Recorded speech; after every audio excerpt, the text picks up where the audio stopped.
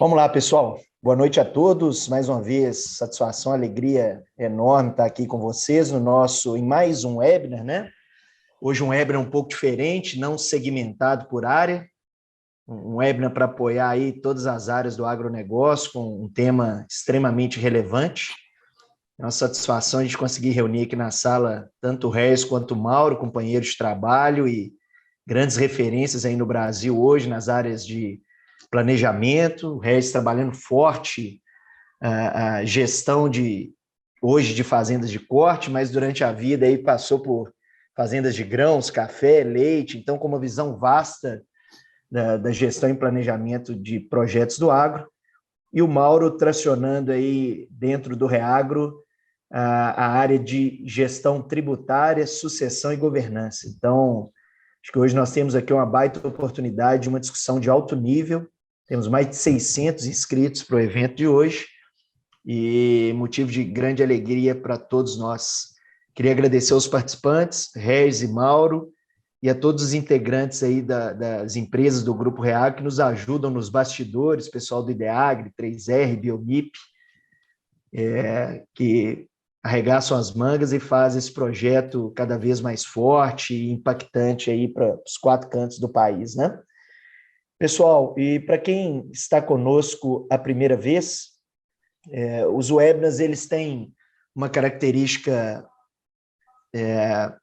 um pouco distintas dos eventos tradicionais, porque a gente vai abrir para um espaço de discussão no segundo momento, né? Então, nós vamos ter aqui uma rápida e objetiva apresentação do Regis e do Mauro, e depois quem tiver perguntas contextualizadas para a sua realidade, tiver realmente qualquer questionamento relacionado ao tema, fiquem à vontade. Se vocês quiserem, desde o início, já postar perguntas, não no chat, tá, pessoal? Mas na caixa QIA, Question and Answer, que está aí no celular ou na base aí do notebook de vocês. Clicando lá no QIA, as perguntas vão ser direcionadas tanto para o Regis quanto para o Mauro no segundo momento do nosso evento, ok? Então, mais uma vez, uma satisfação enorme. Vamos dar início aí em poucos minutos à fala dos dois, mas enquanto isso eu queria aproveitar a oportunidade e apresentar para vocês rapidamente as empresas do Grupo Reagro. Hoje o Grupo Reagro é com 6 soluções para o agronegócio. O Reagro Consultoria, assistindo aí fazendas de leite, corte, café e grãos, e também com o segmento ligado à parte de sucessão familiar, governança e gestão tributária, tracionada aí pelo Mauro. Vocês vão ter a oportunidade hoje de escutar uma das grandes referências nacionais. Então, essas são as áreas de atuação da consultoria. A Faculdade Reagro, com treinamentos de pós-graduação para técnicos ou treinamentos de nível gerencial para produtores ou gestores de fazendas, né? Também nas 4 áreas, leite, corte, café e grãos. Durante a apresentação, vou trazer algumas oportunidades para vocês.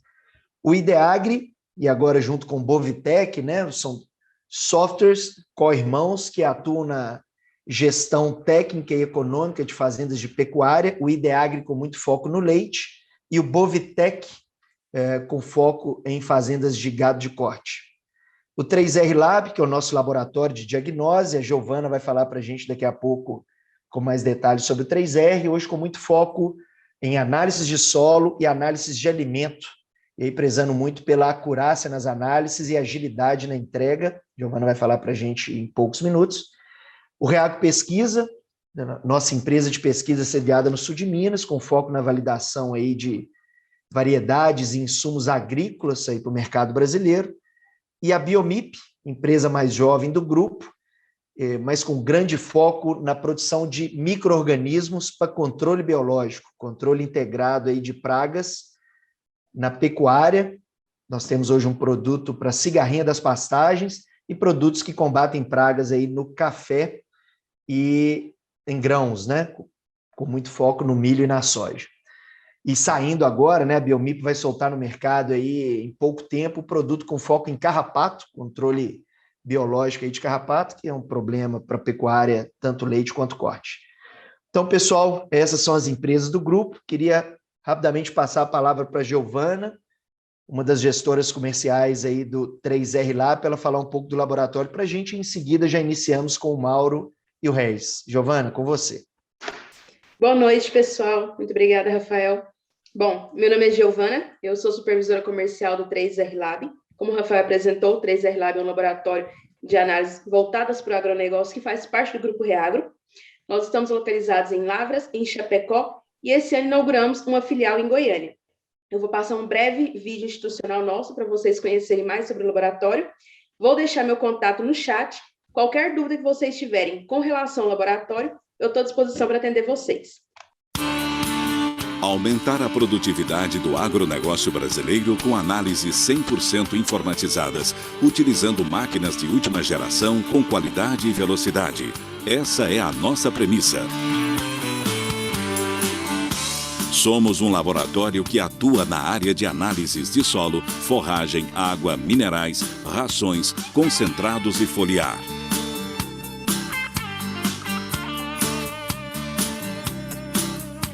O 3R Lab foi fundado pelo Grupo Reagro, referência nas áreas de consultoria, ensino, software, gestão ambiental e gestão de pessoas. É atualmente referência em laboratórios de análises através do uso de sistemas avançados de diagnóstico, técnicas progressivas e análises apoiadas por pesquisas, sendo reconhecido com os selos. Selo Análise de Rotina. Selo Análise Textura, Proferte. Selo Análise Rotina, Proferte. Ensaio de proficiência para laboratórios de nutrição animal, Embrapa. E o único laboratório com selo americano National Forage Testing Association. Contamos com uma equipe comercial e pós-venda com foco em atendimento de excelência do cliente e especialistas de ponta em seus respectivos campos, fornecendo resultados analíticos precisos e eficientes para nossos clientes. O progresso em benefício daqueles a quem servimos orienta as decisões e ações de nossos negócios. Tendo isso em mente, continuamos a construir, testar e oferecer produtos e serviços que giram em torno da tecnologia e crescimento do agronegócio. Acesse 3rlab.com.br e veja o que podemos fazer por você. Muito obrigada pela oportunidade. E, novamente, vou colocar meu contato no chat. Qualquer dúvida, estou à disposição. Obrigado, Giovana. E agora, passando a palavra para o Regis e para o Mauro, satisfação enorme com vocês, meus amigos. Bom evento a todos. Obrigado, Rafael. É uma satisfação mesmo, né, trabalhar aí junto com o professor Mauro, é uma referência aí para a gente nas questões tributárias, sucessória e de governança, e que a gente vê com um alinhamento muito grande nessa conjuntura, na junção dos dois trabalhos, né, do financeiro com essa outra parte da gestão que a gente ainda não nominava aqui dentro do Reagro. Muito bom estar com você aqui dentro do time, tá, Mauro? Recíproca verdade.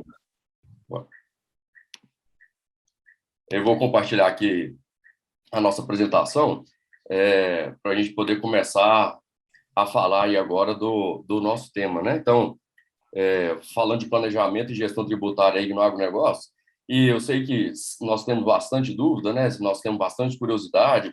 Eu tenho tido a oportunidade de estar com o Mauro algumas vezes e cada vez mais e mais riqueza de detalhes que nós vamos percebendo que no dia a dia, por não ter esse olho, por não ter esse treinamento, a gente acaba deixando escorrer grandes oportunidades na mão. Mas antes da gente chegar lá no planejamento tributário, na gestão tributária mesmo, a gente tem que cumprir alguns passos mais básicos, sabe? E aí que nós estamos entrando com esse trabalho da gestão financeira e econômica, que ela é uma condição interessante de apoio à gestão e o planejamento tributário lá na frente. Então, nós estamos trabalhando junto e vendo cada vez mais que naqueles projetos que têm um controle financeiro eficiente e conciliado com o banco, então, o fluxo de caixa que está conciliado com o banco, todos os reais que entraram e saíram lá na conta bancária, entraram e saíram aqui no sistema que a gente está usando para fazer a gestão da fazenda, isso apoia demais nas decisões lá em cima do tributário. Depois, junto com o controle financeiro, que é uma das etapas, um dos degraus aí antes da gestão tributária, a gente também vê a importância da apuração econômica, né? Confiável. Naqueles projetos que nós estamos falando de mais de uma atividade, naqueles projetos que nós estamos falando de mais de um sócio, o quanto que é importante a gente ter uma apuração econômica muito confiável, gerando aí agora indicadores para ajudar a gente nas tomadas de decisões e diversas decisões. Reis, mas o controle financeiro e a apuração econômica, elas não são a mesma coisa? E é um dos pontos que nós temos que distinguir, né? O controle financeiro tem a sua finalidade, com seus princípios, a apuração econômica é outra finalidade, outros princípios e outras análises. São duas coisas que trabalham juntas, mas de forma paralela uma com a outra aqui agora, e elas não coincidem, elas não são a mesma coisa. Uma das coisas que a gente fica vendo muito comum alguns embolar no meio do caminho, alguns projetos que se embolam no meio do caminho porque tem uma eficiência econômica interessante, mas tem uma péssima gestão de caixa no final das contas. Um embolo aí do pessoal junto com as empresas de negócio mesmo, que geram um transtorno na gestão muito grande e que gera uma complicação ainda maior nas questões tributárias lá na frente, de conseguir identificar oportunidades tributárias melhores para atuar lá dentro da fazenda, da empresa, né? E, por último, como pré-requisito aí agora para a gente poder trabalhar a questão tributária, a gente também entende que o processo de gestão tem que estar muito bem definido, a governança da empresa tem que estar muito bem definida e, junto com isso, um processo sucessório também bem estruturado. Então, naqueles projetos que nós já estamos conseguindo trabalhar, né, saindo desse degrau, fomos para esse, degraus mesmo que nós estamos subindo, a gente tem conseguido usar, me permite a palavra, tá, Mauro, mas usar melhor aí agora os conceitos tributários e sucessórios, porque eu tenho controle financeiro, eu tenho consciência do meu ponto a pagar, eu tenho consciência dos meus compromissos, da projeção de saldo lá para frente, eu consigo estruturar estratégias tributárias que me ajudam em questão de caixa mesmo lá dentro da fazenda. É um ponto. Depois, aqueles lugares onde eu consigo identificar as separações societárias, mais os negócios diferentes dentro da empresa que trabalha com soja, ela trabalha com milho, ela trabalha com café, ela trabalha com gado de corte, trabalha com leite. Identificar cada um dos negócios, identificar os resultados que cada um daqueles dali tem separadamente, também ajuda muito a gente a conseguir construir um plano de reinvestimento, a construir uma governança dentro da empresa, apoiando ainda mais na questão sucessória das grandes decisões serem tomadas aí agora em conjunto. Então, tenham em mente, né, para a gente conseguir usar, né, para a gente conseguir utilizar dos melhores recursos tributários lá na frente, se faz extremamente necessário um controle financeiro e econômico dentro do projeto. Aí, no dia a dia, para quem ainda não tem tanto envolvimento, ainda não se dedica com tanta atenção para esses números, e vou falar para vocês que é uma grande parte aí agora, né, de projetos que a gente fica vendo ainda agora com o agronegócio cada vez mais em voga, com as margens aí apertadas, e nós estamos falando de muitos projetos que não têm trabalhos, não têm controles financeiro e econômico, ele ainda existe. Aí pensar, por onde nós temos que começar? Então, eu vou fazer uma lista aqui de 4 grandes indicadores que ajudam muito a gente a olhar para saber se o nosso negócio está no caminho correto ou se o nosso negócio não está no caminho correto, sabe? Então, o primeiro deles lá em cima começa com a capacidade de honrar compromissos. E aí, como é que a empresa fazenda aqui agora está em condição saudável de caixa? Que tanto que ela tem condições de honrar seus compromissos de curto, médio e longo prazo.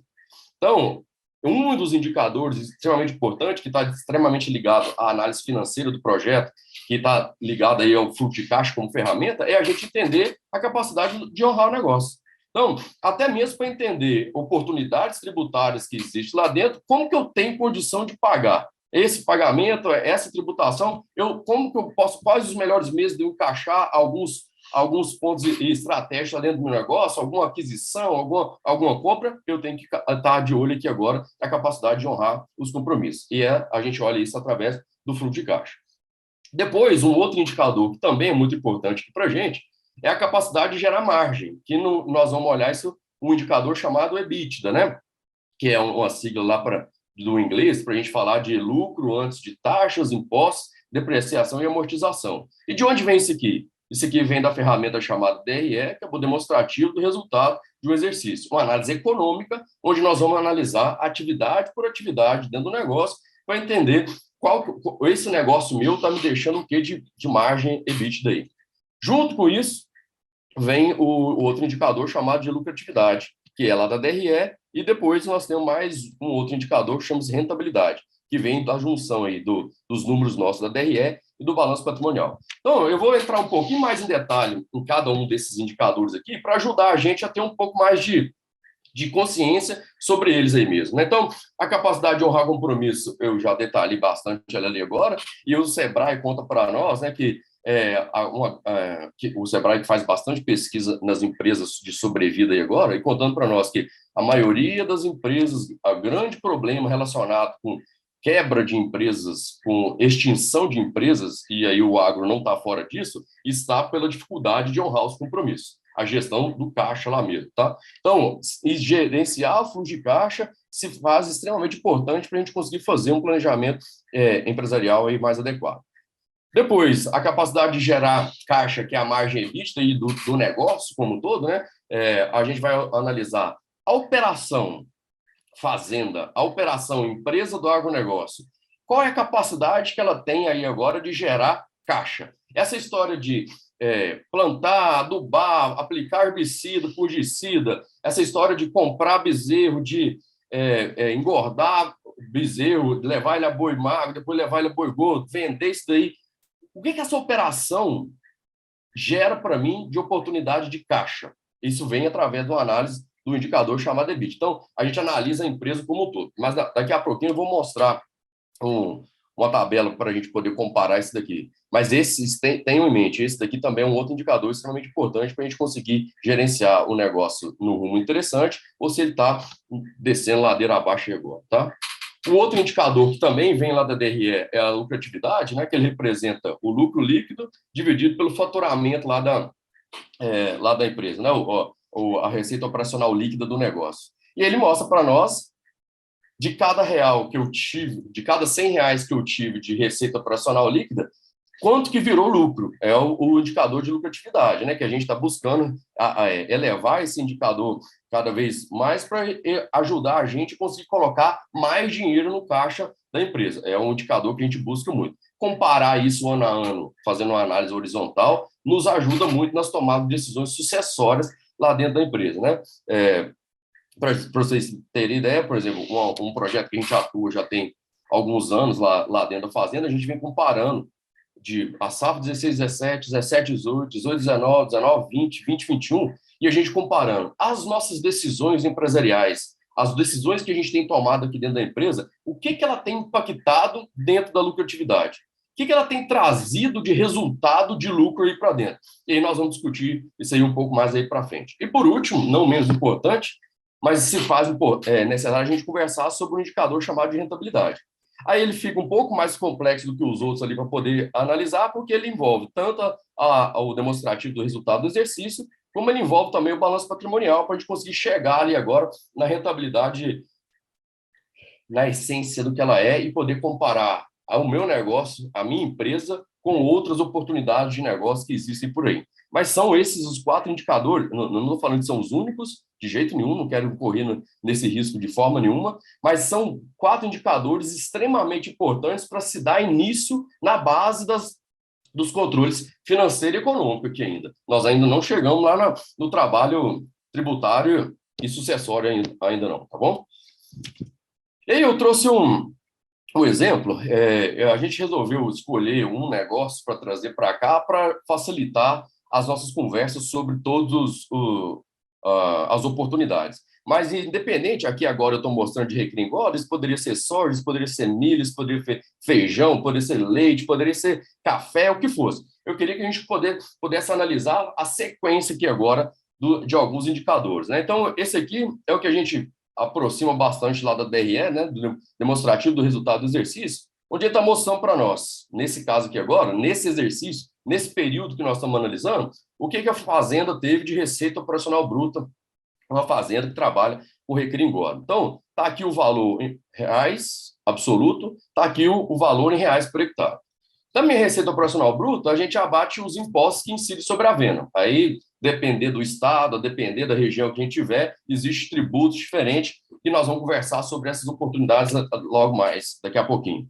E aí, receita operacional bruta, mesmo o imposto que incide sobre a venda, a gente chega na receita operacional líquida. Então, nesse imposto sobre a venda aqui, nós estamos falando de fundo rural. Se a gente estiver trabalhando aqui no Mato Grosso e nós estiver falando da recria e engorda, a gente vai falar de FESA, FETAB, vai falar de alguns itens aqui, outros impostos que incidem aqui. Receita operacional bruta menos imposto sobre venda, a gente chega na receita operacional líquida, de fato, que nós vamos ver caindo lá na conta. Essa receita operacional líquida, menos o custo do produto produzido ou o custo do produto vendido, gera para nós um indicador chamado lucro bruto. E aí eu estou mostrando para vocês aqui na lateral, nessa análise vertical aqui, ó, eu estou mostrando para vocês o quanto que cada linha dessa daqui representa da receita operacional líquida. Então, eu estou mostrando a receita operacional líquida é o 100%, quanto que custo que tem de gasto relacionado ao CPP. O que o CPP representa? Quantos por cento que o CPP representa da minha receita operacional líquida aí no final das contas? Deixa eu só arrastar essa caixinha aí.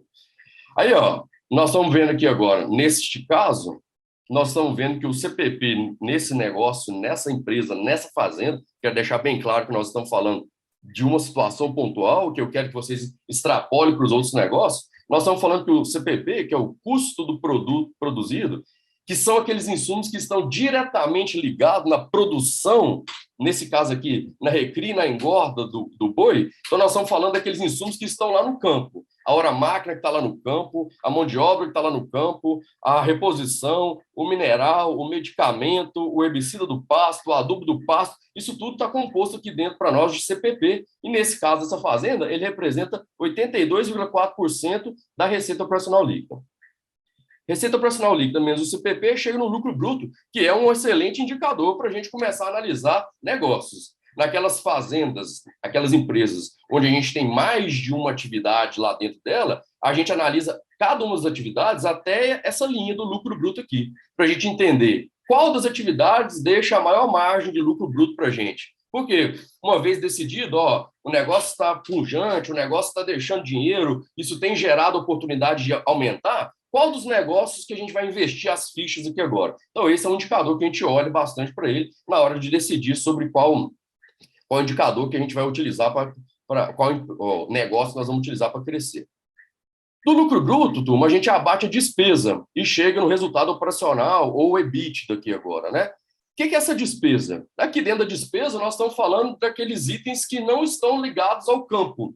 No caso aqui agora, nós estamos falando daqueles itens mais administrativos. Hoje nós estamos falando de arrendamento, nós estamos falando de tarifa bancária, nós estamos falando de impostos, os impostos, não aqueles que incidem sobre a venda, né? Os outros impostos, ITR, por exemplo, está aqui dentro de despesa. Telefone, internet, o pessoal do escritório, isso tudo está composto aqui dentro de despesa.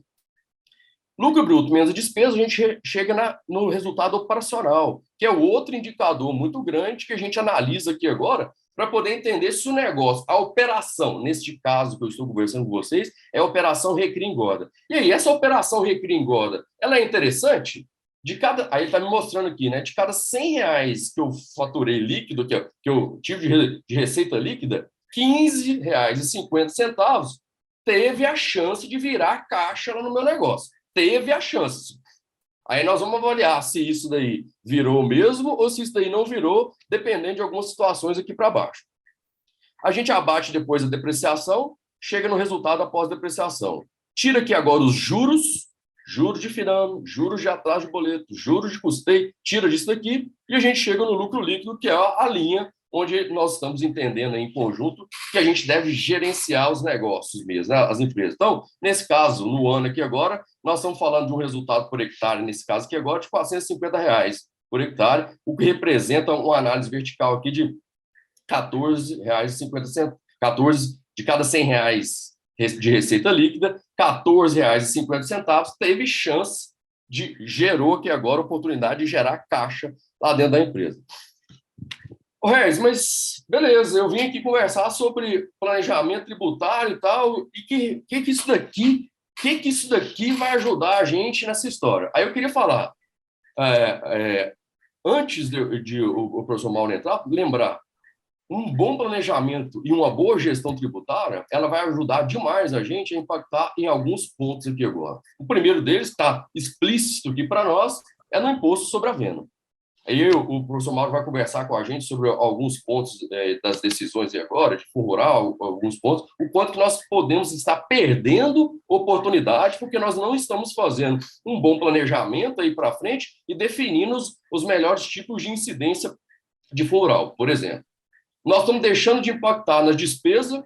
Se eu não faço uma boa gestão tributária, um bom planejamento tributário, eu posso estar deixando de ter oportunidades aqui dentro da minha despesa, economizando com alguns tipos de tributo aqui dentro.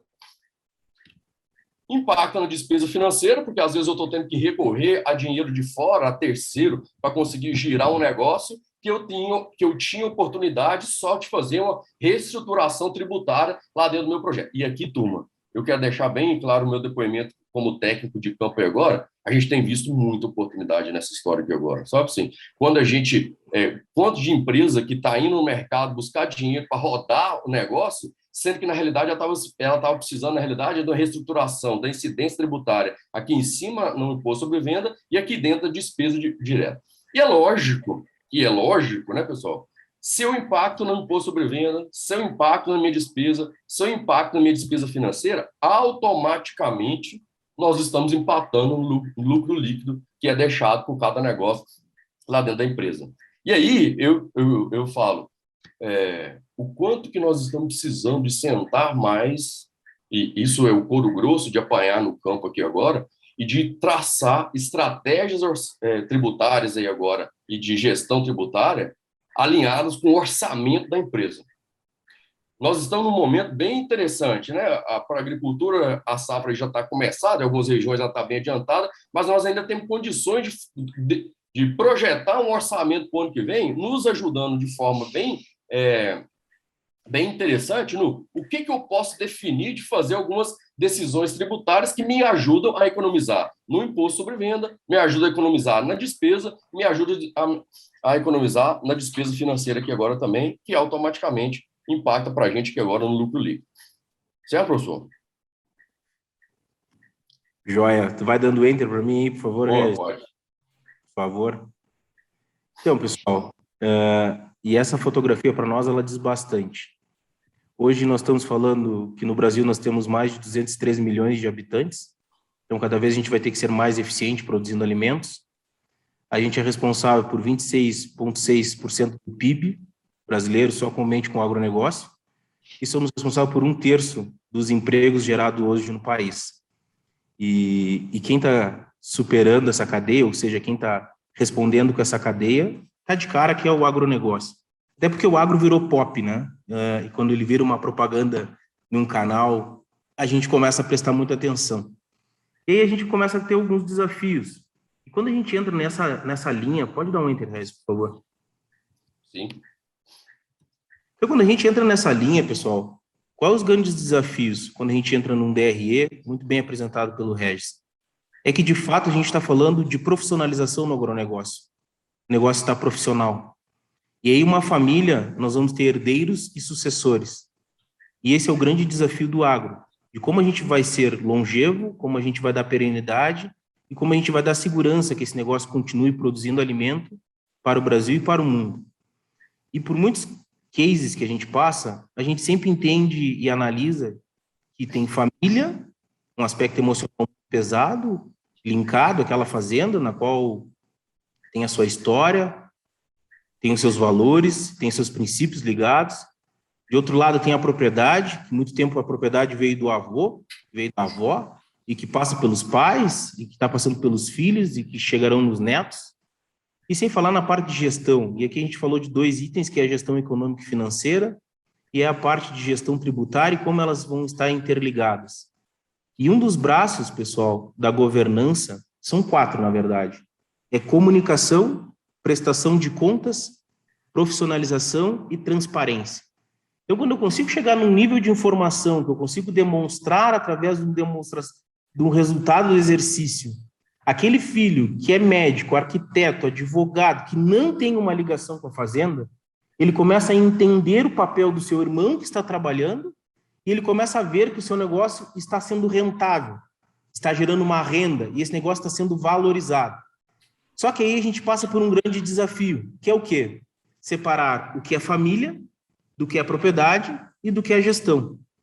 Para a gente, então, ter esses links de gestão econômica e financeira, por que ela é importante, por que é importante ter a gestão tributária, por que é muito interessante a gente separar os papéis na atividade. E aqui, como tem bastante mulheres aí participando, como é para a mãe separar os filhos naquele papel de herdeiro e sucessor? E para a mãe, todos os filhos são iguais, mas como a gente consegue fazer essa distinção de papéis? E como a gente consegue, quem está trabalhando, ter um salário fixo e um variável, que continue próspero com esse negócio? E como aquele filho que está fora, ele consegue ver o seu negócio dando continuidade? Então, aqui tem grandes desafios quando entra nesse nível de profissionalização. E entendo também que o Regis foi muito feliz quando ele traz um case real de um cliente seu para a gente conseguir analisar e como seria a gente fazer uma análise tributária desse cliente. Então, isso que vai ser interessante. Pode passar aí, Regis, por favor. E aqui, pessoal, antes de nós entrar nos impostos, essa aqui foi eu peguei essa imagem da Lace Contabilidade, ali a fonte. Eu achei muito legal essa imagem, que aqui é o Big Brother da Receita Federal. Se vocês tiverem com tempo, vocês jogar no Google aí, vocês jogam em T-Rex. Olha quanto a União investiu nesse computador, que é um computador para cruzar essas informações, diminuindo a mão de obra e, em si, gerando todo esse cruzamento de dados. E aí a gente entra na questão dos cartórios, toda a escritura que vocês assinam, emite para a Receita Federal, todos os veículos que vocês transacionam, passa o Detran para a Receita Federal, toda a movimentação financeira de vocês hoje, a DIMOF, ela substituiu a CPMF, só que também existe uma outra com outro nome, que é a E-Financeira. Então, ou seja, todos os funcionários, os colaboradores que estão interligados nas fazendas e recebem um valor acima de R$2.000, essas informações estão sendo trocadas com o Banco Central e que está alimentando a Receita Federal. A Decred, aquela movimentação do cartão de crédito, já está sendo passada para a Receita Federal. A questão das imobiliárias, todos os imóveis locados, então, as imobiliárias são obrigadas a passar essas informações para a Receita Federal, e sem falar nas empresas, né, pessoal? As empresas hoje existe uma comunicação direta com a Receita Federal. Então, acho muito feliz essa imagem do cruzamento de informações para mostrar como funciona o Big Brother da Receita. Lembrando lá, se a gente falou que a gente é responsável por 26% do PIB, que a gente gera de emprego 1/3 da população, não temos dúvida que alguma coisa com o agronegócio tem que ser importante, né? E a gente vai começando a discutir algumas searas, ou melhor, alguns impostos estão interligados diretamente à nossa atividade. E aqui é muito interessante o papel, que eu estou num webinar que eu estou vendo muito papéis de gestores. Como eu, gestor, eu não preciso saber tanto a parte técnica, mas eu tenho que saber aonde esse imposto reflete dentro do meu negócio. Rez, pode passar aí, Rez, por favor. Então aqui, pessoal, primeira questão, pode dar um enter de novo, Rez, por favor. Aqui é uma questão de TCMD, é um imposto de transmissão causal mortes e doações. Se vocês analisar, cada vez a gente comprando, adquirindo mais fazendas, comprando mais imóveis, por que é tão importante se discutir a sucessão em vida? Porque nós não temos dúvida que uma discussão de sucessão em vida, ela traz menos atritos, ela traz menos custos, e isso vocês conseguem trabalhar de uma forma muito tranquila, muito transparente. Aquela sucessão que é um ato, isso não existe, pessoal. Sucessão é um processo gradual das coisas acontecendo. E tão importante os pais têm papel fundamental disso. E por que tem papel fundamental? De construir as regras junto com os filhos. Naquele momento que o pai e a mãe têm poder de família. E é uma construção. Se vier uma receita pronta, a gente tem que desconfiar de algumas coisas. E aí existe uma resolução do Senado e todos os estados, eles podem chegar até 8% no valor desse imposto. Vocês podem ver, podem observar que tem imposto tem estados que é 6%, que é 4%, que é 2%, mas então todos os governadores podem chegar a esse valor de teto máximo de 8%. E aí, pessoal, existe N projetos de leis querendo criar imposto sobre grande fortuna. Eu fiz questão de pegar um de 2020, que é uma alíquota de 2,5% sobre o valor de imposto sobre grande fortuna. não existe nada aprovado, como também já existe um imposto para cobrar 20% sobre uma doação e sobre um inventário, mas nada disso está aprovado. Mas nós temos dúvidas que alguma coisa vai vir? Eu não tenho dúvida nenhuma. E aí foi muito interessante que tem uma pergunta que está muito ligada à reforma tributária. Temos dúvida que a gente vai ter uma reforma tributária? Eu não tenho dúvida. Que vai ter algum reflexo nos impostos? Não, a gente vai falar disso aqui também. Mas vamos dando sequência que a gente vai chegar e a gente vai conversar a miúde, um a um. Pode passar aí, Regis. Sim. Aí, desculpa. E aí, pessoal, outro imposto que se discutiu inconstitucionalidade, depois se discutiu constitucionalidade, e aí tem aquele cliente que pagou, tem aquele cliente que entrou com a ação e não pagou, entrou aquele cliente que teve a ação, pagou e está em juízo, enfim, não é esse assunto que eu quero entrar. Mas, passado isso, quando o STF disse, então, que o fundo rural era constitucional, nos deu duas possibilidades, que são quais? Eu tributo sobre o faturamento ou eu faço a tributação sobre a folha de pagamento. E isso vale tanto para a pessoa jurídica como também vale para a pessoa física. E na pessoa física, quando eu vou fazer a tributação sobre a folha de pagamento, sobre a comercialização, é 1,5. Quando eu vou fazer a tributação sobre a comercialização na pessoa jurídica, nós estamos falando de 2,05. E as tributações de folha de pagamento, pessoal, são as mesmas nessa parte de tributação quando a gente está falando da atividade rural. Pode ir, Regis. A gente pegou esse exemplo, então, uma receita bruta de 13.946.000, eu tirei os quebrados, e a ideia da folha de pagamento anual, hoje nós estamos na casa de 600 mil. Como funcionaria para esse cliente, sendo ele pessoa física, que é o cliente? Se fosse para pessoa jurídica, qual é o impacto? E qual a diferença entre elas? Dando entre Regis. Então, se for na pessoa física, pagaria 1,5 sobre o faturamento, então pagaria 209.190. Se fosse na pessoa jurídica, então 2,05 sobre o faturamento, geraria um valor de 285.893. Lembrando, sempre calculando sobre a receita bruta, que é o faturamento. A folha de pagamento do produtor rural, seja ele pessoa física, seja ele pessoa jurídica, dá 10,7 de folha de pagamento. E sobre esses 600 mil, então, nós pagaria 64.200. Então, essas seriam as tributações, se nós fosse analisar pelo viés sobre o fundo rural, sobre o faturamento. Será que para esse cliente não é interessante o valor da tributação ser pela folha? Agora, acho que no próximo slide a gente tem uma resposta, inclusive a gente consegue analisar essa questão. Então aí, pessoal, se nós pegar pela folha de pagamento, qual é a forma?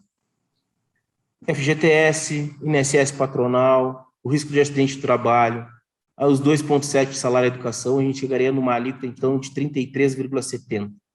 33,70% de 600 mil, nós pagaríamos, então, 202.200.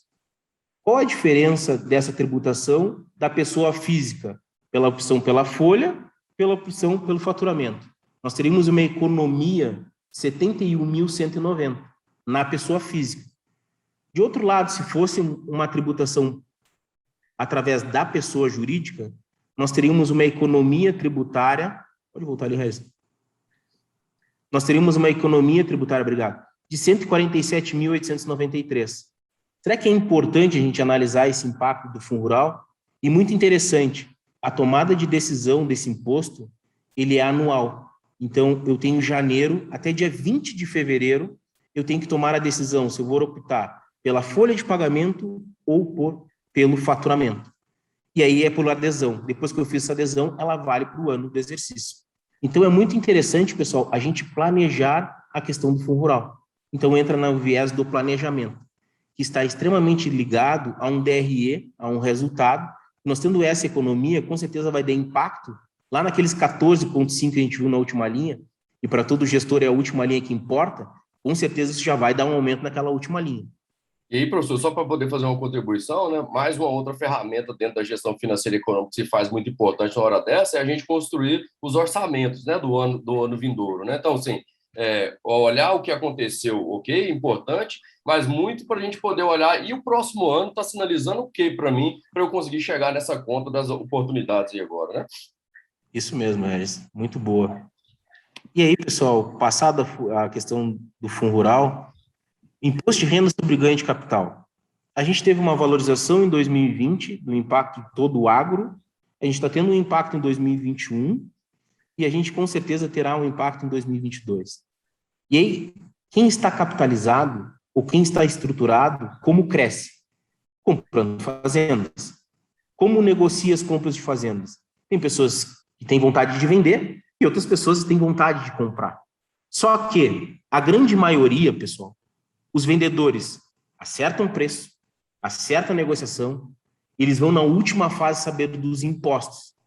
E quando eles se deparam com os impostos, aí tem uma discussão de como a gente vai reaver essa questão dos impostos. Porque o que eu não fiz? Eu não estruturei, eu não planejei essa venda. E aí, como os negócios estão acontecendo nesse mercado, como a gente toma a decisão? Num imposto de renda sobre ganho de capital, que vai 15, 17,5, 20, 22,5. Aí a gente falar de imóveis de 1969, ali eles têm uma redução de 100% dos impostos, e aí de 70 a 88 vai reduzindo 5% por ano. Mas tudo bem, mas as fazendas compradas após essa data, a gente também tem que apurar o ganho de capital na venda da fazenda. E na pessoa física, o único remédio que eu tenho para isso é esse. Ah, Mauro, mas eu posso separar benfeitorias de terra nua? Sim, com certeza, tudo isso é válido. Mas eu tenho uma forma única de calcular. Quando eu começo, lembrando lá daquele aspecto que a gente falou, da questão da propriedade, um viés de proteger a propriedade e que fique naquele núcleo familiar, através da pessoa jurídica a gente consegue ter alguns benefícios. A gente pode ter uma empresa que é imobiliária, que ela tem uma alíquota de até 6,78, e nós temos também a questão de a fazenda ser um ativo imobilizado. E eu vou conectar essa fala última com a questão do ITR, que vem o próximo imposto. E aqui, pessoal, existe uma lei, que ela é 9393, que ela então fala que os imóveis adquiridos após 1997, para fins de cálculo de ganho de capital, vale o valor da declaração de ITR. Então, isso foi uma questão que beneficia, desde que estruturado, o produtor rural. Isso só vale para o agro. Essa semana mesmo eu fiz uma reunião com um cliente que estava vendendo uma fazenda e ele estava sendo orientado, então, que ele vendendo uma fazenda, ele teria 180 dias para comprar outra fazenda. E eu falei para ele, não, isso só vale para imóvel residencial. E, inclusive, tem um tempo para como se fazer isso. E ele, não, Mauro, eu posso vender a fazenda, eu tenho 180 dias para comprar outra. Eu disse, não, vamos olhar a lei juntos. E lá fala muito claro que é residencial. Para o imóvel rural, uma das grandes ferramentas que tem é a questão do VTN. E nós, recém agora, acabamos de entregar uma declaração de TR. De outro lado, é um imposto que a gente não dava tanta atenção. Porque todo o tempo a lei sempre falou em valor venal. Hoje a gente está procurando preço de pauta do município, está extremamente positivo. Só que foi um imposto que a gente não deu tanta atenção. E a gente vai falar dele agora. Pode ir, Regis, aí, por favor. Antes de entrar nisso, qual é a reforma, pessoal, do imposto de renda para as pessoas físicas? Eu quero conectar isso ao ganho de capital. Lembra que eu falei bastante para vocês do ITR? Eu fiz questão de pegar a lei original, tá? O que essa lei original está falando? E, na verdade, não é uma lei. É a reforma, então, do IR das pessoas físicas, uma medida, uma proposta, que ela recém passou pela primeira casa. Está dizendo o quê? Eu posso atualizar o meu valor do meu patrimônio e vai incidir 5%. Isso é benéfico ou não? Pessoal, tem que fazer planejamento. Eu tenho que saber se na minha posição eu sou vendedor de terra ou comprador de terra. Eu tenho que saber se aquela fazenda, eu conseguindo vender ela, eu consigo conectar mais fazendas juntas. Então, ou seja, é uma tomada de decisão que tem que ser analisada. Mas isso é a reforma tributária que tem um incentivo de que eu possa atualizar o meu valor do meu patrimônio incidindo 5%.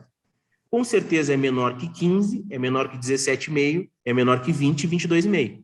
Porém, é a tomada de decisão que eu tenho que tomar agora? Não. Tem que analisar cada caso um caso. Então, aqui está uma medida provisória, que é uma medida de proposta, assim chamada. Eu fiz questão de pegar a original, na qual está tramitando, e passou pela primeira casa, está indo para a segunda. Pode passar agora, Regis. Agora eu vou conectar ganho de capital com o ITR. E o ITR, pessoal, é uma alíquota progressiva de impostos. O que eu quero quero dizer com isso? Quanto menos tu usar a tua fazenda, maior será a tua alíquota de imposto. Então, sempre quando vocês entregar a declaração de ITR, façam questão de ver qual é o grau de utilização que vocês estão utilizando a fazenda. Aí é mapa do Google Earth, a gente tem que comprovar o quê? Que essa fazenda está sendo explorada, ela está produzindo. Porque qual é a função social da propriedade rural? É gerar alimento. Essa é a questão, grande função social da propriedade. Por isso que a alíquota desse imposto é progressiva. E ligando a esse assunto da progressividade, o que aconteceu, pessoal? Um convênio dos municípios com a União, na qual os municípios ficam com todo o valor arrecadado de ITR. Em contrapartida, o que é isso? O município tem que estar muito atualizado com o valor das propriedades, então vai estar muito próximo do valor venal às propriedades. De outro lado, isso gera renda para os municípios. E aí, por que eu estou interligando? Quando eu vender um imóvel lá para o ganho de capital, eu vou estar com o valor de uma guia de ITBI, que é o Imposto de Transação de Bens Imóveis, dentro do valor venal das propriedades. Ou seja, valor real das propriedades, muito próximo. Então, aqui começa a ter uma troca de cada vez as propriedades estar com valor muito próximo ao valor de mercado. Então, por que é importante a gente estar acompanhando o ITR? Por uma questão de valorização da fazenda, e ele também tem uma conexão muito boa com o imposto de renda sobre ganho de capital. Pode passar aí, por favor.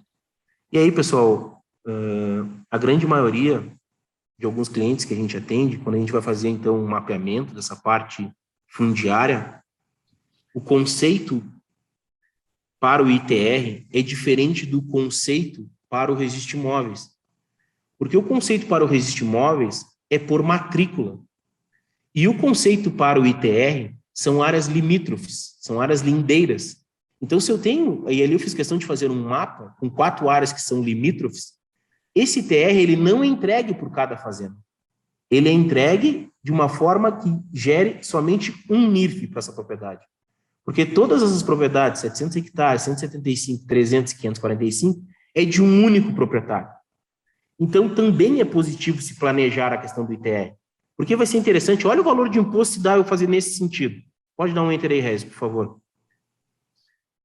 Se eu fizer, eu estou atribuindo R$10.000 para fins de cálculo de simulação, se eu fizer formato separando cada área e cada uma ter o seu NIRF, quanto vai gerar de imposto? 23.586.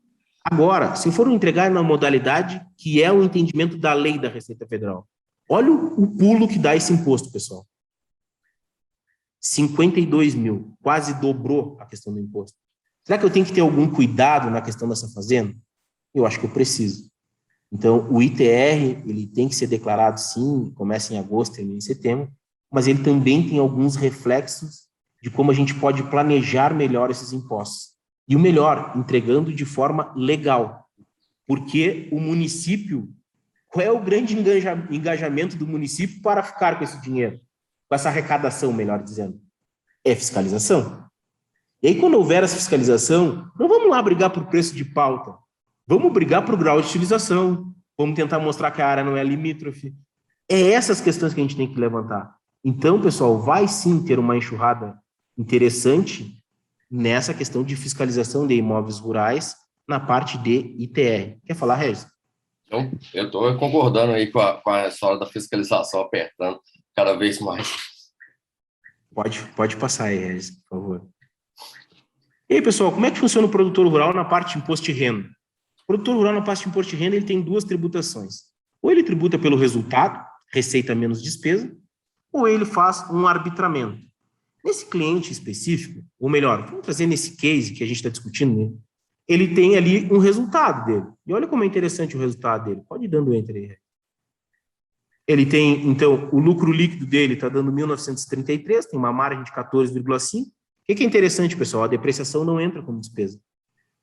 Então, qual o número que eu deveria pegar? E aí eu peguei um resultado pós-depreciação, porque embaixo ali a despesa financeira está em 57. Então, está quase casando. Está dando uma diferença de 9 mil.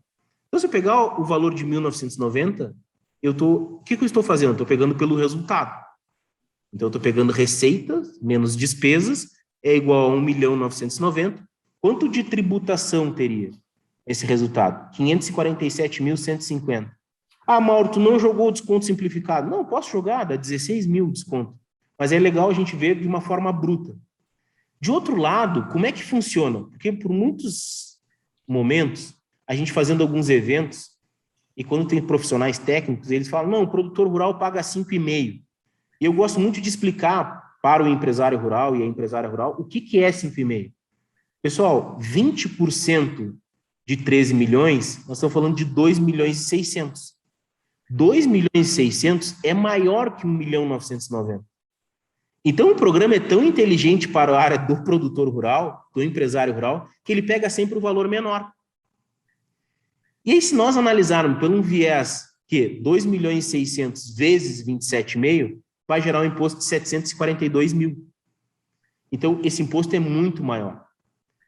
Então, qual é a ideia? Quando falarmos para nós em 5,5, o 5,5 é sobre o faturamento bruto, sobre a receita bruta. E o que é 5,5? É 20% vezes 27,5. Aí eu pergunto, eu pago 27,5? Pessoal, eu pago 27,5. Eu pago, porque é 27,5. A alíquota do meu imposto vezes uma base que é 20%. Mas como a gente poderia, então, Rez, pode dar um enter aí para nós, por favor? E a gente fica naquela seara, né? Porque essa sempre cai na prova. Eu costumo dizer que sempre cai na prova. Mauro, pessoa jurídica é melhor? Como é que eu faço essa questão da pessoa jurídica? Lucro presumido, lucro real, simples nacional, continua na pessoa física? Fala aí, Rez. Professor, eu só queria chamar a atenção que algumas oportunidades que elas não são utilizadas aqui, e eu optar pelo arbitramento lá, é muito por tentar tirar o trabalho da empresa de fazer os devidos lançamentos da gestão. E aí nós estamos falando aqui, como eu quero simplificar, eu não quero ter alguém por conta de ficar lançando nota, eu não quero ter um controle da emissão das minhas notas, aí eu junto com a minha equipe aqui, eu vou optar pelo arbitramento e eu estou pagando, nesse caso aqui, seria 742. Mas não, numa empresa estruturada, onde nós estamos falando de planejamento e gestão financeira, nós estamos apropriando os faturamentos adequadamente, nós estamos apropriando as despesas adequadamente, a gente tem a oportunidade, nesse caso aqui, pagar 542. Aí faz a diferença na hora desses dois itens aqui, vem falar assim, tem alguém lá no escritório capacitado, lançando nota, correndo atrás, pagava não sei quantos anos dessa pessoa, ainda sobrava muito dinheiro lá dentro da fazenda ainda, né? Só essa consideração. Não, e a tua consideração é importante, Rez, e aqui eu vou entrar no assunto técnico, bem rápido, até porque uma das minhas formações é contábeis. Não tem nenhum lugar que fale que a opção do arbitramento não precisa declarar as despesas. E por muito tempo se defendeu que eu optando pelo arbitramento, eu não precisaria declarar as despesas. E não é verdade, não tem nenhum lugar na legislação, até o momento eu nunca encontrei, que fale que a opção do faturamento, do arbitramento, não precisa ser declarada as despesas, porque está extremamente interligado à nossa receita fiscal, nosso lucro fiscal. Porque senão seria muito fácil, Rez. O Rez quer comprar uma fazenda de 20 milhões. O que o Rez vai fazer? Declara uma receita de 20 milhões, declara zero de despesa, 20% de 20 milhões é 4 milhões, 27,5 de 4 milhões, gerou 1 milhão de impostos, sobre 1 milhão de impostos eu paguei, esquentei 20 milhões de reais. Eu vou lá na fazenda de 17 milhões. É verdade? Não. Porque gerou despesa. Porque, no mínimo, a atividade, para ter chegado a um arbitramento de 20, é porque em algum momento se estudou que 80% representa despesa. Então, é um viés de ser analisado. E aqui entra muito nessa questão de qual estrada pegar. E essa sempre cai para nós, é melhor pessoa física, é melhor pessoa jurídica, e eu costumo dizer que é melhor usar as duas opções, tanto pessoa jurídica como pessoa física. Lembra do viés lá que eu falei para vocês logo no início, da questão da propriedade, do aspecto de família? É como nós vamos trazer a regra de sucessão para o nosso negócio. Os filhos, e é por isso que a gente vai falar muito de holding patrimonial e familiar, mas a holding ela tem que ter sentido, pessoal. Ela não pode ser única exclusivamente para economia tributária. Eu tenho que discutir a administração da empresa. Se meu pai faltar é a minha mãe, se a minha mãe faltar, quem é que fica na minha empresa? Quem pode assinar para vender os imóveis? Quem faz aval hipoteca? Quem assina o cheque do banco? Eu estou falando da gestão do meu patrimônio. Quem é que pode ser meu sócio dentro dessa empresa? O cônjuge, a minha cunhada, o meu cunhado pode ser sócio dentro dessa empresa? Os meus filhos podem ser sócios dentro da empresa? Como é que funciona em vida para a gente administrar essas cotas? De outro lado, na minha falta, será que meus filhos podem entrar na empresa? Será que a minha esposa pode entrar na minha empresa? E se algum dos meus irmãos quiser sair, como é que eu apuro e pago eles? Eu estou falando de gestão, eu estou falando da holding, eu estou falando de ter regra de gestão e de controlar esse patrimônio. Porque se nós estamos falando do bem mais escasso, nós estamos falando de terra. Por que será que existe tanto interesse de estrangeiros comprar terra no Brasil? É porque alguma coisa tem de interessante aqui no Brasil com relação ao aspecto de terra. Mas como a gente consegue proteger ela? E aqui, pessoal, blindagem não existe, tá? O que existe é proteção. Blindagem fora, não existe isso. A gente viu um impeachment ser inelegível e aqui eu poderia ficar citando N coisas de como não existe blindagem. Então isso não existe. Então a gente fala muito em proteção. E de outro lado, como a gente tem uma empresa administrando esse patrimônio, comprando fazenda, podendo vender fazenda, fazendo a gestão do patrimônio, eu também tenho de um outro lado as pessoas físicas fazendo a gestão da propriedade. E por que a gestão? A mão de obra, a compra de máquinas, a compra de semoventes, o dinheiro de fomento do governo, que é dinheiro de fomento, como eu acesso ele, como uma alíquota positiva. Como é que eu continuo dando os passos na exploração da atividade? E aqui é muito interessante. Ah, Mauro, por que eu não centralizo tudo na pessoa jurídica e faço tudo nela? Será que os filhos querem participar todos do risco da atividade? Porque eu costumo dizer que a atividade rural tem ônus e bônus. E aqui a gente nem entrou em questão de regime de casamento e nem daria tempo. Mas a atividade rural tem que ser aquele filho que tem aptidão de correr risco. Porque tempo ele não controla, dólar ele não controla. Eu poderia ficar citando algumas coisas que não está na mão. Por que é tão apaixonante a atividade rural? É porque trabalha numa empresa de céu aberto. E a gente precisa ser muito eficiente. E é por isso que é tão importante a gente ter os nossos resultados econômicos e financeiros na mão. E como interligo agora essas pessoas? Através de um contrato de forma legal, que é um contrato de parceria rural, está muito bem previsto, então, no Estatuto da Terra. E esse contrato, então, nos dá a base de nós ter uma estrutura que explora a fazenda, e aqui vão estar os filhos que trabalham, que têm aptidão de tocar esse negócio, e de outro lado eu tenho a família com regras de sucessão, regras de entrada, saída, retirada, forma de pagamento. E aí, na terceira ponta, a gente vai buscar um viés tributário, que é agora a gente analisando esse mesmo case aí. Lembra que a gente estava lá nos 547 mil. Se nós analisar, pode ir dando enter aí, Rez, por favor. Pessoal, se nós analisarmos dentro desse modelo, a gente saiu de uma tributação de 547 mil na parte de imposto de renda. Se nós fizermos bem estruturado uma holding patrimonial familiar, com regras de sucessão, acordo de sócios muito bem firmado, acordo de cotistas, com regras muito claras, e o enfoque é família. De um outro lado, a exploração na pessoa física, em virtude que os filhos que trabalham e têm aptidão de tocar a pessoa física estão lá. E nós tributarmos, então, ou seja, nós pagarmos essa pessoa jurídica para usar as terras quanto nós pagaríamos de imposto? 2,83. Quanto a gente, então, teria de impostos? 56.317. Depois, no próximo slide, eu explico o que é esses impostos que está complementando. Só que, nesse caso, qual é a economia tributária que a gente chega, pessoal? De mais de 89,3%. Nós estamos falando de 490 mil. Nós lembrar daquele resultado de 14,5 em 190, nós vamos para um resultado aí na casa dos 24% ou dos 23%. Olha de quanto de aumento a gente tem da última linha, que é a que mais importa para o gestor, o quanto isso significa para uma tomada de decisão. O quanto significa se eu tenho que comprar máquinas esse ano ou comprar o ano que vem.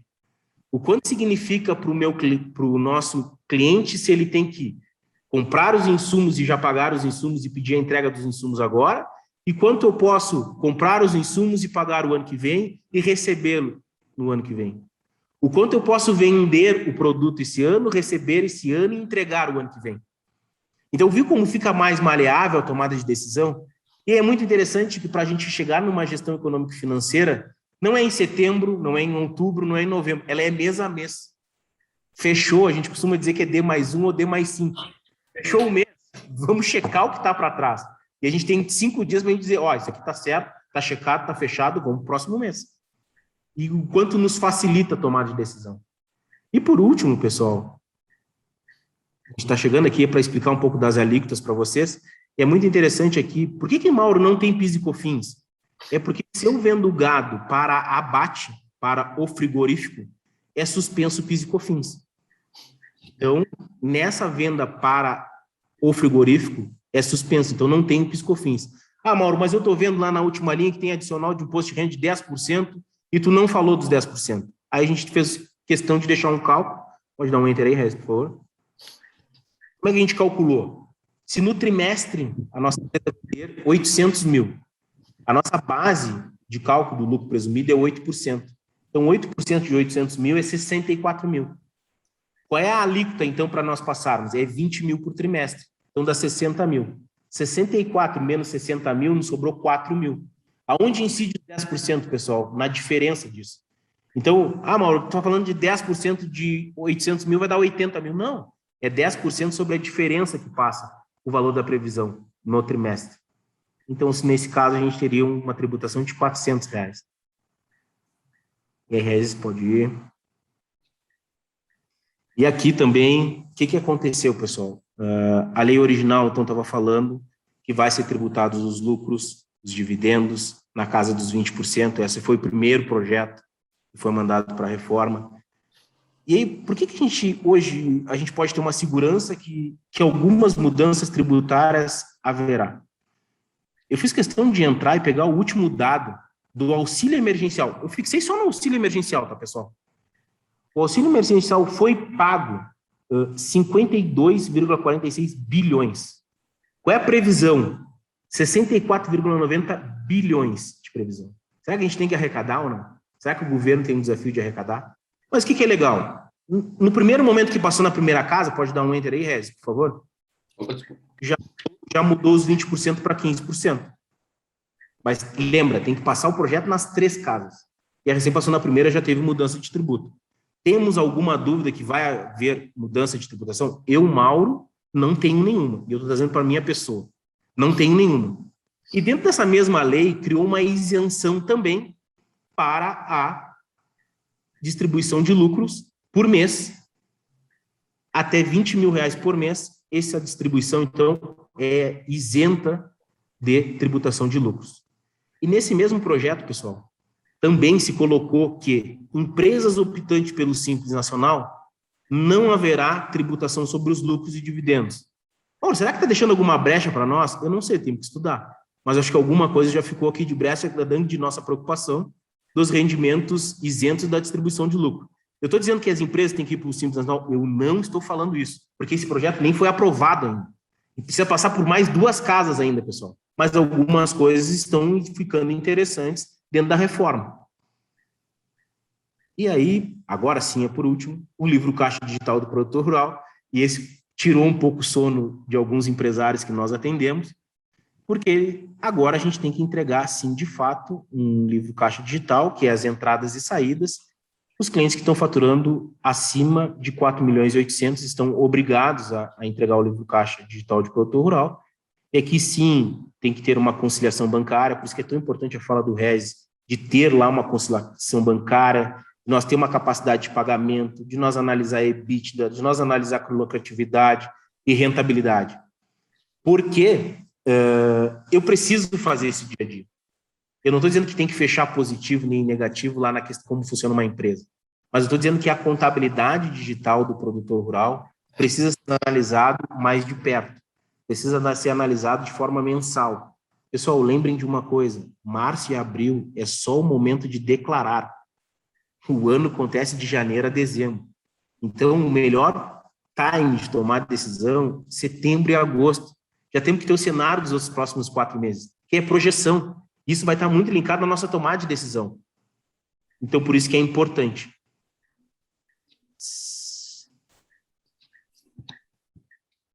E aí, Regis, vamos juntos? Eu só quero falar... Eu acho que tu fala essa frase e eu falo a última. Beleza. E aí, de novo, a gente vai voltar naquela velha história de que a gente precisa de ter um horizonte, né? A gente precisa de saber correndo atrás do que nós estamos. Então, nós que estamos aqui no mercado, trabalhando aí direto com a turma aí agora, montando planejamento, desde o financeiro ao tributário, a gente vê que quem tem um foco na meta, ele vai colher resultado. E aí a gente vai deixar a pergunta para você, onde é que você está querendo chegar aí agora, sabe? Então, aqui agora a gente trouxe para vocês o quanto que a gestão financeira, aliada com o planejamento e gestão tributária agora, podem fazer impacto interessante na última linha, que é o lucro líquido que nós estamos falando agora.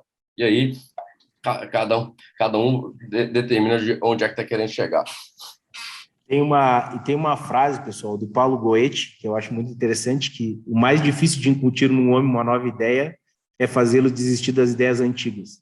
Então, quero terminar a minha fala aí, agradecer imensamente a gente está aqui, e eu já vi que tem perguntas aqui.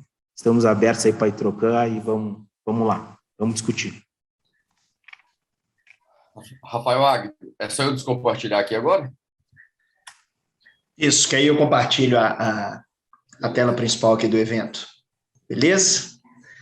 Obrigado, Reis, Mauro, muito claro, muito prático, aplicável, como sempre, valeu demais. Acho que tem muita coisa para se discutir.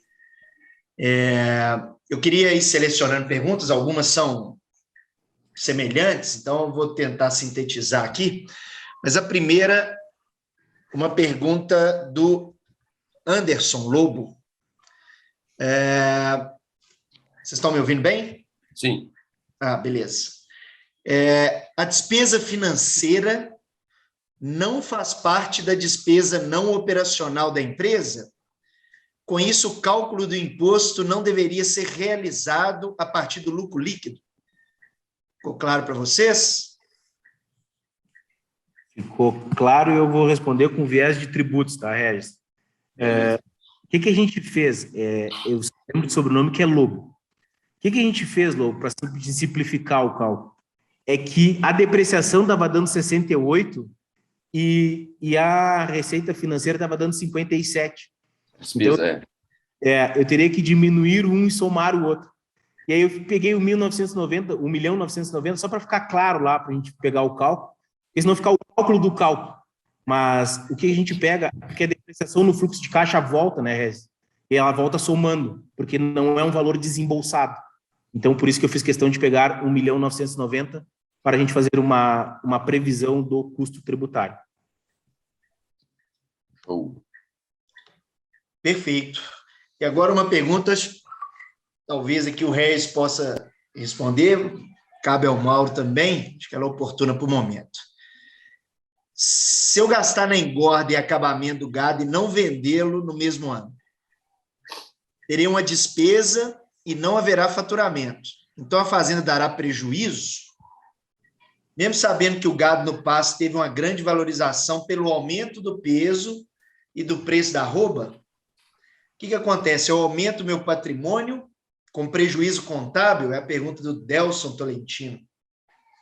Ô, Delson, eu estava lendo lá a sua pergunta, professor Mauro, a área é sua, tá? Eu vou só fazer um comentário aqui, que fala assim, a gente fica vendo muita fazenda na pecuária de corte, que é o que você está falando, chegando lá, né? Vende boi ali em novembro para receber em dezembro, mas aí acabou, não vende mais nada para depois receber só lá em janeiro e ele passar com alguns menor faturamento na área que agora, né? E aí nós vamos vendo assim, eu jogo desse ano para o ano que vem, né?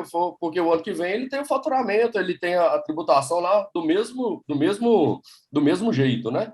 Então, contabilmente, o ano que vem ela vai ser substituída. E o Mauro está aberto aí para poder incrementar. Eu achei maravilhosa a pergunta, e ainda mais levou para um viés contábil. Eu aqui não quero entrar no ativo imobilizado, nem esse nome, mas eu quero falar qual é a estratégia, porque o imposto de renda do produtor é regime de caixa. Como é regime de caixa, ele trata como entradas e saídas. Então, se eu for analisar pelo um viés somente da atividade rural, eu vou ver se eu tive alguma atividade que me gerou caixa para me gerar prejuízo. Como é que foi contabilizada as minhas despesas? Aí eu preciso ter origem fiscal para me comprometer. E agora, de forma bem objetiva, se tu fez todo o investimento, tu não vendeu o gado e deixou para realizar a venda do gado no próximo exercício. A tua declaração ficará com prejuízo na atividade rural, não vai te gerar impostos nesse ano e o teu prejuízo vai ser compensado nos anos que der positivo. Isso. Eu queria falar ativo biológico. E aí era ativo biológico. Agora, eu não quero nem entrar nesse mérito do ativo biológico, a gente está falando de pessoa física. Isso vale muito para pessoa jurídica.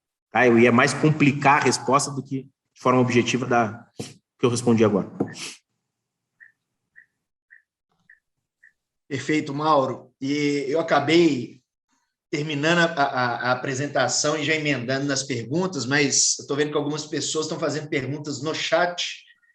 E aí, pessoal, nós estamos selecionando as perguntas que estão na caixa Q e A, ok? Ou na base aí do celular de vocês, do visor, ou do notebook, que é a caixa Question e Answer, perguntas e respostas, e a partir daí que eu direciono. Então, essa é a parte mais divertida aí do evento, onde a gente consegue realmente responder perguntas específicas, de acordo com as nossas dores, o que vocês estão vivendo aí de desafios na parte de planejamento e gestão tributária, ok? Ô, Rafa, deixa eu só fazer uma fala esses dias que eu achei muito, muito interessante. O professor Mauro contribui com a gente num treinamento que a gente tem de gestão financeira e econômica na pecuária de corte, né? Ele é o tributário da cadeia do corte, é assunto dele. E na videoconferência, só contando para vocês a história toda aqui agora, o quanto que essa história, esse negócio de gestão tributária gera oportunidades, né? E aí os alunos têm a aula lá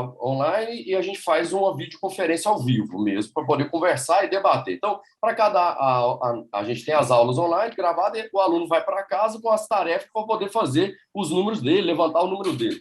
E aí, esses dias a gente estava fazendo a aula lá, né, professor Mauro, na videoconferência, e a hora que nós entramos na história do Fundo Rural, e na hora que a gente falou, contabilizou o ITR, que o aluno trouxe os números dele para ser discutido ali dentro, ele virou e falou assim, mas não tem cabimento uma história dessa aqui agora, não? Falou assim, isso aqui já pagou 7 vezes essa história desse curso que nós estamos falando aqui agora, só que a gente vai conseguir fazer. Eu estou contando, turma, para mostrar para vocês assim, o que faz olhar para o número de fato, controlar ele, anotar ele, ter ele na mão e ter o conhecimento gerando tomar decisões, o quanto que ele tem habilidade de gerar resultado lá para dentro do negócio, sabe? É uma fala que eu gosto de carregá-la comigo. E eu lembro a fisionomia dele até hoje, ele indignado. Mas vamos seguir aí, Rafael, segue com as perguntas. Eu lembro da fisionomia dele demais.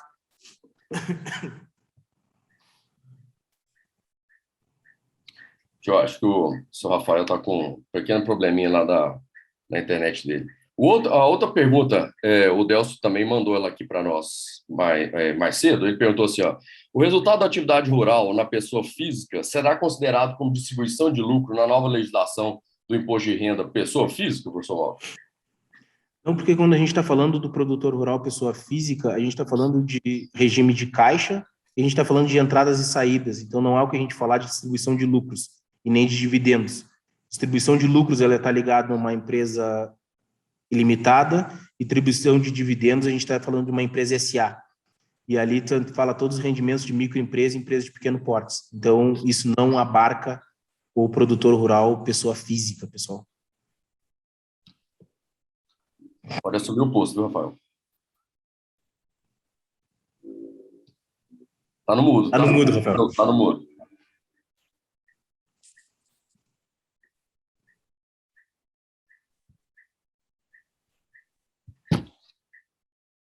Se você quiser, eu vou Pronto, agora? Aí. Bom demais. Vamos lá. A pergunta aqui do Sérgio Salustino. Sérgio, aluno nosso dos cursos de Aracaju. Um abraço aí, Sérgio. Na declaração do imposto de renda, estamos obrigados a atualizar valores de terra? Posso atualizar no ITR e não fazer o mesmo no imposto de renda? Baita pergunta. Baita pergunta mesmo. Eu não quero me estender na fala, tá? Mas o que eu quero dizer? Em 94 se discutia no Senado imposto sobre grande fortuna, em 95 para 96 se discutia então cruzado para os reais. Entrou o real em 96 e aí teve uma lei, que é a lei do bem, que a gente chama, E depois de 1996, ficou então decretado que não pode mais se atualizar o valor dos imóveis na declaração de imposto de renda. Então, vale o valor que está lá, porque eu não posso mais valorar. E a Receita Federal disponibilizou nessa ocasião uma tabela para atualização de valor de imóveis e muito poucos, ou quase zero, empresários rurais atualizaram, porque eles tinham medo que o imposto sobre o grande fortuna voltasse em 97. Então, os imóveis ficaram com os valores históricos. E a declaração de ITR é que nem o IPTU. Quando eu tenho um imóvel urbano, eu comprei o apartamento, meu IPTU está mais caro, isso não me dá direito de atualizar o valor do imóvel, porque aqui foi quando eu adquirir o valor do imóvel. Então, tirando a resposta de forma objetiva, o valor do ITR não pode ser usado para atualizar o valor do imóvel na declaração de imposto de renda. E mais, alguns cases que fizeram isso ficaram com as suas declarações de imposto de renda negativas, porque não tiveram origem de caixa para comprovar esse aumento. Então, muito cuidado nessa parte, tá? Perfeito, Mauro. E tem gente aqui, acho que com a fala muito cinética do Regis anterior, o Antônio Braide Júnior, falando que eu fui aluno do Mauro no GPC Imperatriz e só a aula dele pagou todo o curso. essa fala do Regis do impacto aí quando a gente olha para o número e toma decisão. E aí eu queria aproveitar, pessoal, de maneira muito objetiva, a gente está falando aqui dos treinamentos, do curso online, que o Regis é um dos coordenadores e o Mauro professor, e eu estou passando aqui para vocês nos slides os nossos treinamentos que tem dentro da grade a parte de planejamento financeiro e a parte de gestão tributária. E aqui nós estamos falando tanto de uma pós-graduação em gestão do agronegócio, e essa vindo aí com uma inovação, né? Ela tem duas ênfases. Então, o pessoal da área comercial, né? Os RTV, supervisores, eles têm tratado competências específicas ligadas à parte de técnicas de venda, gestão de relacionamento com o cliente, gestão de tempo e território, e o pessoal da área administrativa e financeira trabalha outras competências. Então, aqui eu consigo atender dois nichos específicos, desenvolvendo habilidades também específicas. E aí, para o pessoal da área administrativa e financeira, ou de fazendas, ou de empresas do agro, revendas, multinacionais, enfim, nós temos o módulo da parte de regulação de empresas no agronegócio, que aí um dos focos é a parte de estratégias tributárias, aí entra a parte de sucessão familiar, gestão ambiental, direito trabalhista, onde o Mauro é professor junto com o Regis, e é aprofundar tudo isso que nós estamos discutindo aqui hoje. Então, fica aqui o convite para quem quiser mais informações. O link do Douglas, que é nosso consultor de negócios, vai estar no chat aí. Quem quiser mais informações, clique lá que já começa a conversar instantaneamente com ele por WhatsApp. E aqui, outro curso do Reagro, o curso de Gestão Financeira e Econômica na Pecuária de Corte, um curso idealizado pelo Regis, que trata de todo o passo a passo para a implementação e análise financeira e econômica do negócio, e que o Mauro também é professor do curso. O Mauro e o Regis são professores e são tratados também com profundidade todos esses detalhes, mas agora com foco na pecuária de corte. Então, quem quiser mais informações, por favor, acione o Douglas aí no chat ou no telefone dele que está na base aí do vídeo. Tá ok? Que aí, obviamente, com o engajamento, proatividade e implantação, vocês vão ter relatos aí ao final do curso parecidos com o do Antônio, que falou que só um módulo do treinamento pagou todo o curso. Então, para nós é motivo de alegria escutar esse tipo de relato, que é isso que a gente quer, né? Levar transformação para os nossos alunos, ok? César também falou lá. O César também falou a mesma coisa lá. Ah, tem outro depoimento? Falou. Coisa boa. Aí sim. Então, vamos lá. Pergunta do Rodrigo Mauro. Perguntando aqui como agir em áreas arrendadas, pois só temos faturamento e nenhuma despesa. É um case muito interessante de ser estudado, porque e aí abre um viés de sucessão, abre um viés de profissionalização no agro, e sim vai comunicar com o tributário. Por quê? quando traz essa pergunta do Rodrigo, muito rica a tua pergunta, Rodrigo, parabéns, é porque eu estou arrendando a fazenda e eu só vivo de renda. E a pergunta é, será que eu estou recebendo em produto ou em dinheiro? Como é que está o meu contrato? Meu contrato está com título de arrendamento e lá no documento está em percentual de produtividade? Então, como é que está funcionando o nosso negócio? Porque se eu tiver... O título é arrendamento, mas se eu tiver um variável no meu contrato, é uma parceria. E parceria é resultado de um outro modelo. Mas agora, de forma objetiva, que é o nosso perfil Reagro, se tu estiver recebendo arrendamento na pessoa física, 27,5. Se tu receber arrendamento na pessoa jurídica, 11,33. Ah, Mauro, mas eu posso pagar ITBI. Bom, isso é um estudo que tem que ser feito. Mas só aqui eu já consegui reduzir, nós conseguimos, melhor dizendo, reduzir a tua carga tributária de 27,5 para 11,33, com o aluguel das tuas fazendas. E se analisando o teu contrato, a gente poderia cair naquela tributação que a gente mostrou. Então, estou super à tua disposição, tenho os meus contatos, me liga, estou super à disposição. Eu costumo dizer que o Reagro não trabalha de taxímetro ligado. Deixa que a gente ajuda. Muito bom, Mauro. Tem uma pergunta do Júlio. O Júlio está aqui relatando que é muito leigo na área de gestão tributária, mas o que a gente vê que realmente há uma série de mitos aí a serem quebrados, e ele está falando aqui que está em Roraima, Mauro, e está iniciando uma área nova, abertura de área, pensando em comprar alguns insumos, semente, por exemplo, direto da fábrica. Nesse caso, seria mais interessante ser no PJ ou PF? Ele relata aqui que acabou de obter uma inscrição estadual de produtor rural e aí quer definir aí por onde ele faz essa compra. Júlio, que pena que a gente não vai conseguir criar uma interação, mas quando tu fala assim é porque tu comprou essa área na pessoa física. Então, essa aquisição da área já foi na PF.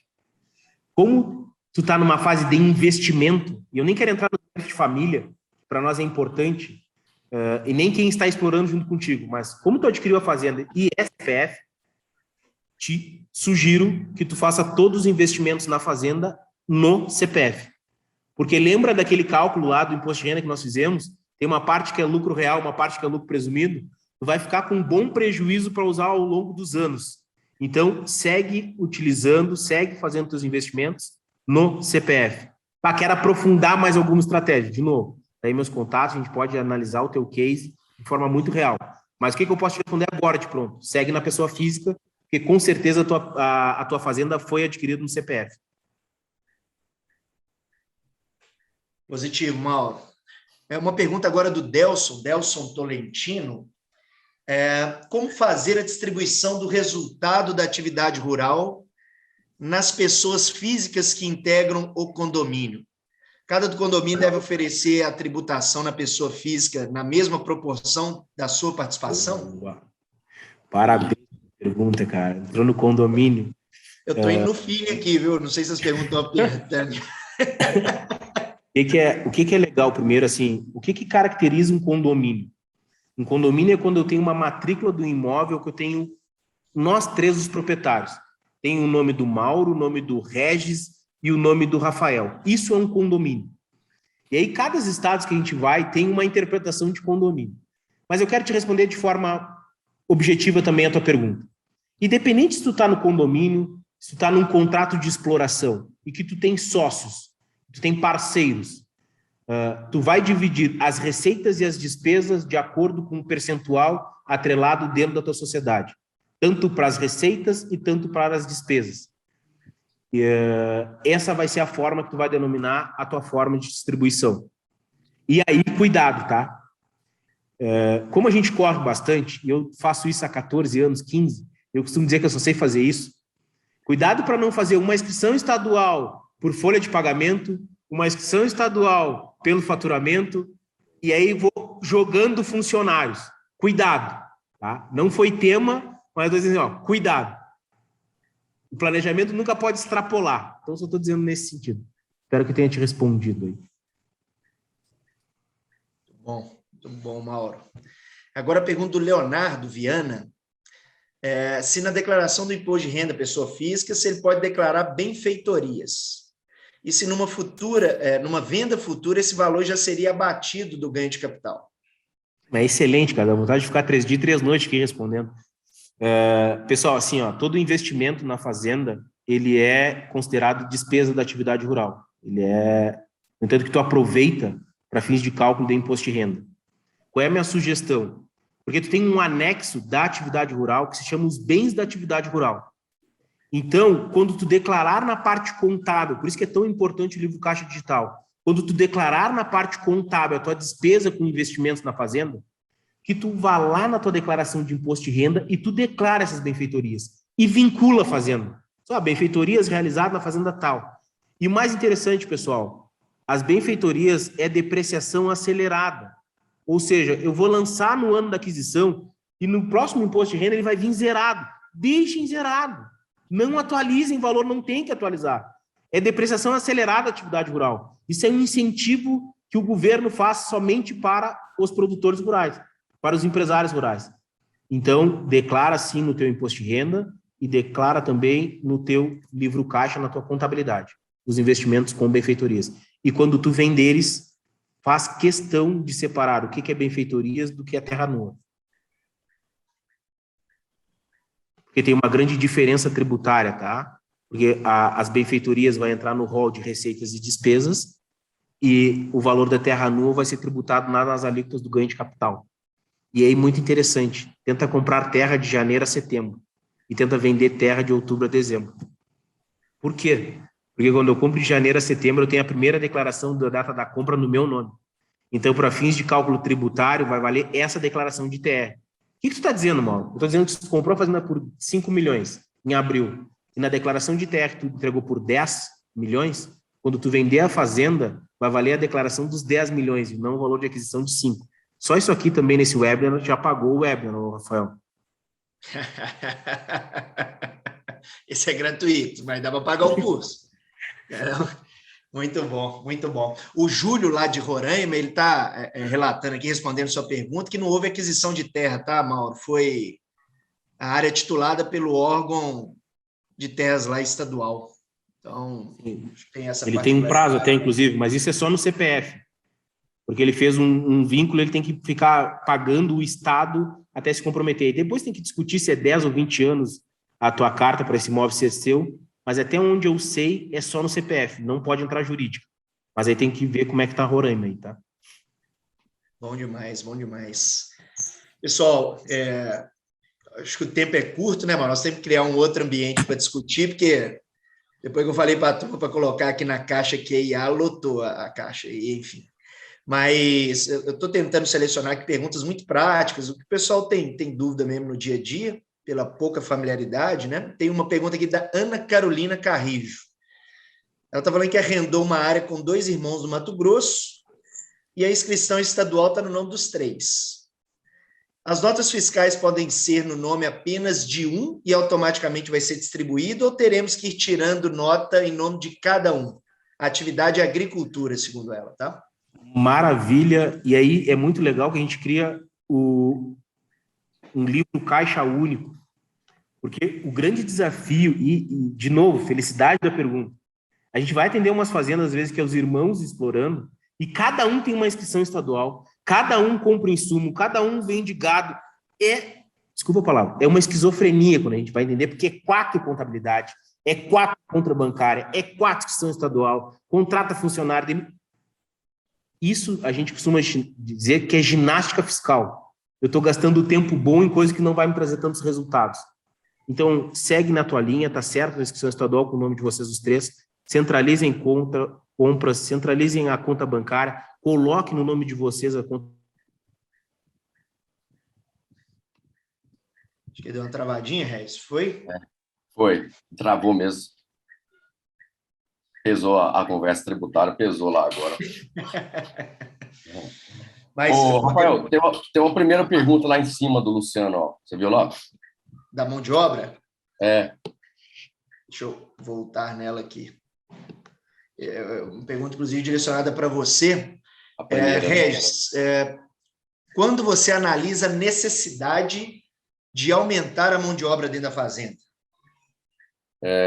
O Luciano, se eu não estou enganado, ele já foi aluno nosso aí também, se eu não estou enganado, tá?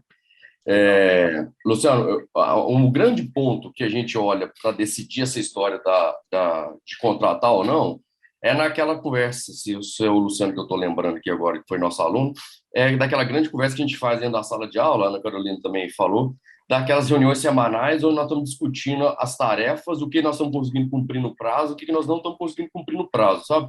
Sim, quando a gente começa a entender que nós não estamos conseguindo cumprir tarefa no prazo, porque a restrição está no número de pessoas que está lá dentro com a gente, aí nós estamos começando a sinalizar que nós estamos precisando de ir para frente, que nós estamos precisando de contratar mais gente. E aí nós temos que olhar os indicadores da nossa atividade para ver, e aí, é um a mais, são dois a mais, se eu contratar esse a mais, eu tenho que pôr mais, no caso, mais gado, que eu lembro, sei lá, do gado de corte, né?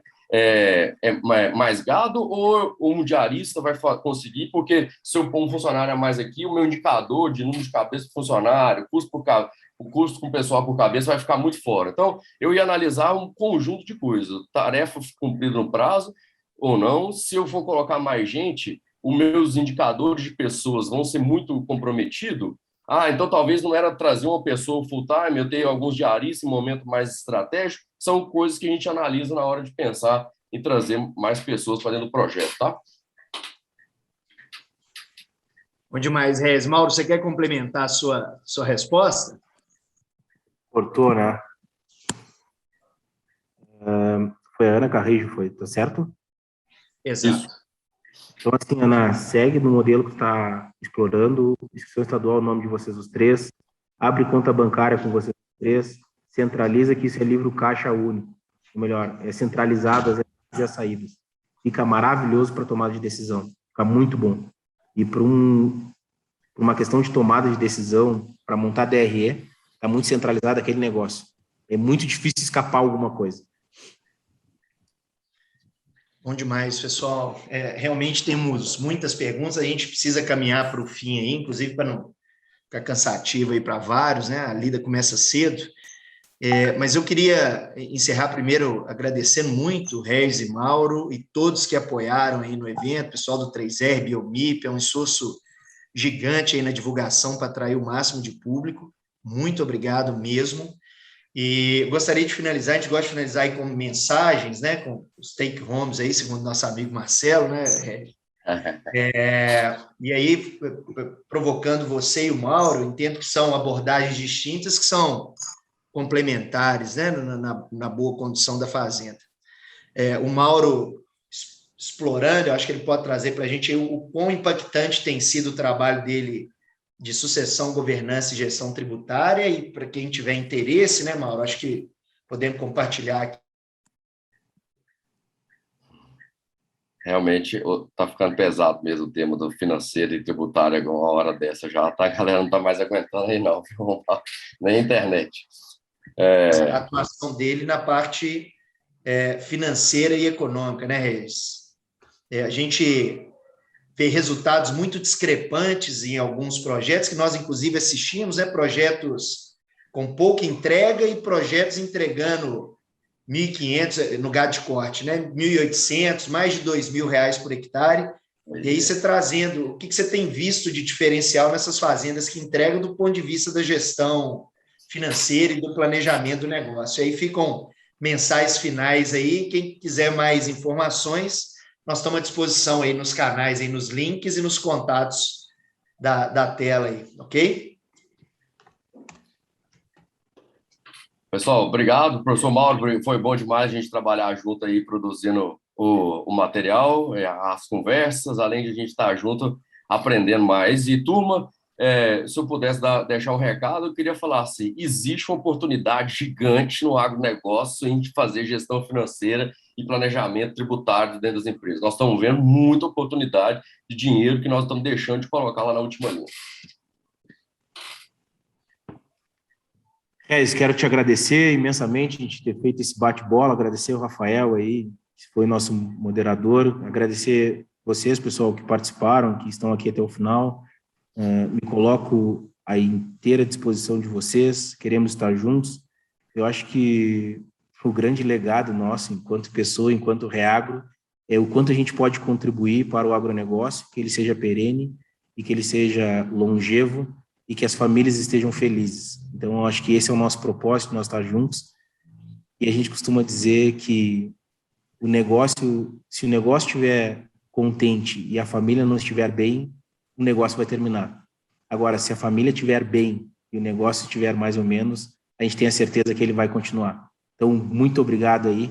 Espero estar junto com vocês no que vocês precisarem. Um abraço. Obrigado, pessoal. Um abraço.